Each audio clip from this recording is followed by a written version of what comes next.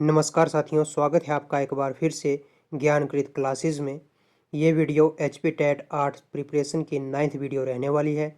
इस वीडियो में हम बात करेंगे भारत पर अरबों का आक्रमण और भारत पर प्रारंभिक इस्लामी आक्रमणकारियों के बारे में, जिसमें हम 3 प्रमुख व्यक्तित्वों की चर्चा करेंगे, जिनमें पहले होंगे मोहम्मद बिन कासिम, दूसरे महमूद गजनवी और तीसरे होंगे मोहम्मद गौरी। और साथ ही में हम बात करेंगे महमूद गजनवी के दरबार में रहने वाले 2 विद्वानों अल ब्रूनी और फिरदौसी के बारे में। तो चलिए वीडियो को शुरू करते हैं। सबसे पहले हम बात करेंगे मोहम्मद बिन कासिम के बारे में।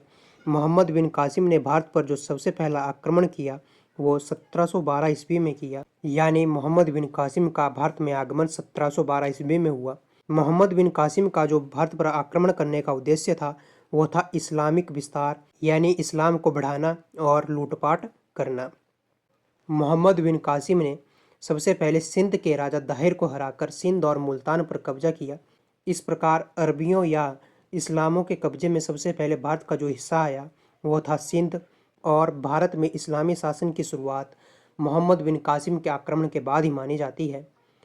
चलिए अब हम बात करते हैं महमूद गजनवी के बारे में। महमूद गजनवी गजनी साम्राज्य का शासक था और इसने 1000 ईस्वी से लेकर 1027 ईस्वी तक भारत पर कुल 17 बार आक्रमण किया।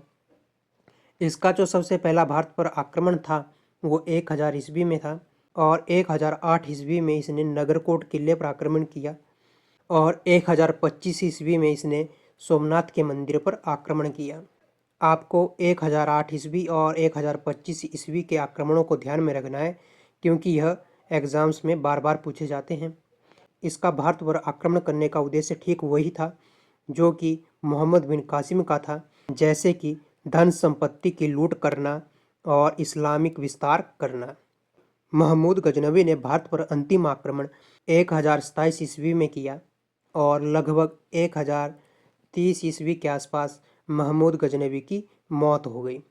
चलिए अब आगे बात करते हैं महमूद गजनवी के दरबार में रहने वाले 2 विद्वानों के बारे में, जिनमें पहले हैं अल ब्रूनी। अल ब्रूनी को उस समय का प्रसिद्ध इतिहासकार माना जाता है, और अल ब्रूनी भारत महमूद गजनवी के साथ आए, और इनकी एक प्रसिद्ध रचना है तारीख़ हिंद, या जिसे हम किताब उल हिंद के नाम से भी जानते हैं। आपको इसको याद रखना है क्योंकि यह बार बार पूछा जाता है कि तारीख़ हिंद किसकी रचना है। उसके अलावा जो दूसरे विद्वान थे वे थे फिरदौसी। फिरदौसी एक फ़ारसी कवि थे, और इन्होंने एक महाकाव्य की रचना की है जिसे शाहनामा के नाम से जाना जाता है। शाहनामा में उन्होंने प्राचीन फारसी राजाओं और उनकी वीर गाथाओं को लिखा है, और फिरदौसी ने यह ग्रंथ महमूद गजनवी के लिए लिखा था। चलिए अब आगे बात करते हैं धर्मयुद्ध के बारे में। यह टॉपिक भारतीय इतिहास से संबंधित नहीं है, लेकिन यह इस टाइमलाइन के बीच का है, इसीलिए इसके बारे में थोड़ा सा मैं आपको यहीं पर बता रहा हूँ। इसके बारे में डिटेल में मैं आपको विश्व इतिहास में पढ़ाऊँगा। अभी के लिए मैं इसमें सिर्फ आपको बेसिक जानकारी दूंगा, क्योंकि नवंबर 2024 के टेट में इससे रिलेटेड क्वेश्चन पूछा जा चुका है। जो प्रथम धर्म युद्ध हुआ था, या जिसे हम क्रूस्ड भी कहते हैं, वो 1095 ईस्वी में हुआ था। यहाँ पे गलत लिखा है, वह 1095 ईस्वी में हुआ था, और यह टोटल 7 युद्ध हुए थे, जिनमें 4 प्रमुख हैं। और इस धर्म युद्ध का जो स्थान है वो जेरूसलम है। यह धर्म युद्ध 2 धर्मों के बीच, यानी ईसाइयों और इस्लामियों के बीच हुआ था। चलिए अब आगे हम बात करते हैं मोहम्मद गौरी के बारे में। मोहम्मद गौरी गौर वंश के शासक थे, और इन्होंने 1175 ईस्वी से लेकर 1206 ईस्वी तक भारत पर कई आक्रमण किए। इनका जो भारत पर आक्रमण करने का उद्देश्य था वह मोहम्मद बिन कासिम और महमूद गजनवी के समान नहीं था। यह भारत में स्थायी इस्लामिक साम्राज्य की स्थापना करना चाहते थे, और मोहम्मद बिन कासिम और महमूद गजनवी भारत में सिर्फ लूटपाट और इस्लामिक विस्तार करना चाहते थे। इन्होंने भारत पर सबसे पहला आक्रमण 1175 ईस्वी में किया।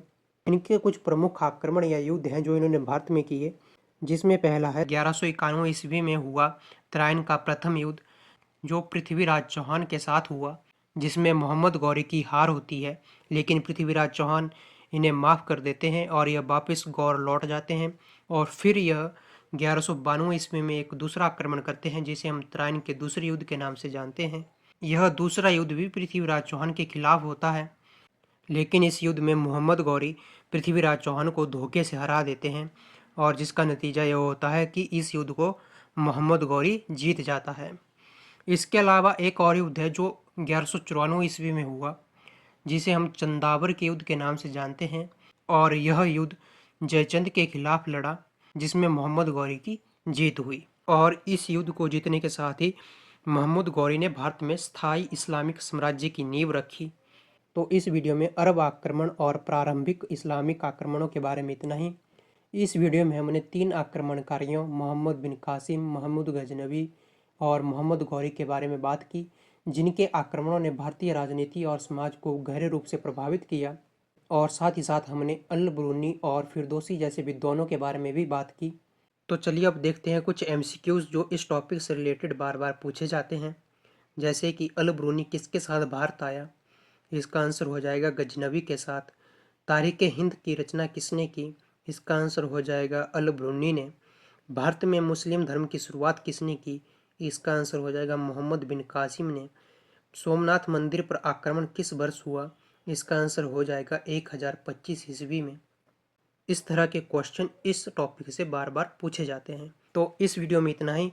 मिलते हैं अगले वीडियो में। अगले वीडियो में हम बात करेंगे सल्तनत काल के बारे में। तब तक के लिए पढ़ते रहिए, सीखते रहिए। जय हिंद, जय भारत।